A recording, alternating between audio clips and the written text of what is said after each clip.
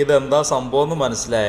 ഇത് പഴയ വീഡിയോ ഞാൻ ലക്ഷദ്വീപിൽ പോയപ്പോഴുള്ള വീഡിയോ ആണ്. കാരണം റമദാൻ മാസത്തിൽ എനിക്ക് പത്തിരി കഴിക്കാൻ ഭയങ്കര ആഗ്രഹം, പക്ഷേ ഇതുവരെ കഴിക്കാൻ പറ്റിയിട്ടില്ല. ഇവിടെ ഒന്നും പത്തിരി കിട്ടുന്നില്ല. നാട്ടിലാണെങ്കിൽ എല്ലാ ദിവസവും നോമ്പ് 30 പത്തിരിയാണല്ലോ. അപ്പോൾ പറഞ്ഞതെന്ന് വെച്ചാൽ ലക്ഷദ്വീപുകാരെ സ്പെഷ്യൽ പത്തിരിയാണ്. അവരെ റമദാനിലല്ല, മിക്ക സമയങ്ങളിൽ അവരുണ്ടാക്കുന്ന പത്തിരി എങ്ങനെയാണ് സെയിം നമ്മുടെ നാട്ടിൽ ഉണ്ടാക്കും പോലെ തന്നെ. സ്പെഷ്യലി ഈ ഇലയാണ് അവരുടെ സ്പെഷ്യാലിറ്റി.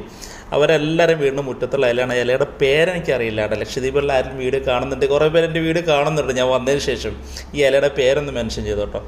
അപ്പോൾ നമ്മുടെ നാട്ടിൽ വട്ടയിലൊക്കെ പോലെയും, പക്ഷേ ഇത് വട്ടയിലല്ല, വേറെ എന്തോ ടൈപ്പ് ഇലയാണ്. അതുപോലെ സെയിം എന്താണ് പത്തിരി പ്രസ്സിലൊക്കെ പരത്തിയതിന് ശേഷം പിന്നെ അവർ നേരെ എടുത്തിട്ട് ഈ ഇലയിലാണ് അവർ ഇത് ചുട്ടെടുക്കണം കേട്ടോ. ഇലയിലേക്ക് വീണ്ടും മാറ്റി വെച്ചിട്ട് കണ്ടോ. ഒരു സൈഡ് വെന്തേമ്പ് മറിച്ച് ഇല മാറ്റിയിട്ട് വീണ്ടും അടുത്ത സൈഡിൽ നല്ല രസമാണ് കാണാൻ കേട്ടോ. മിക്കപ്പോൾ അവരുടെ നാട്ടിലെ ഒരു മെയിൻ ഐറ്റംസ് ആട്ടോ ഈ.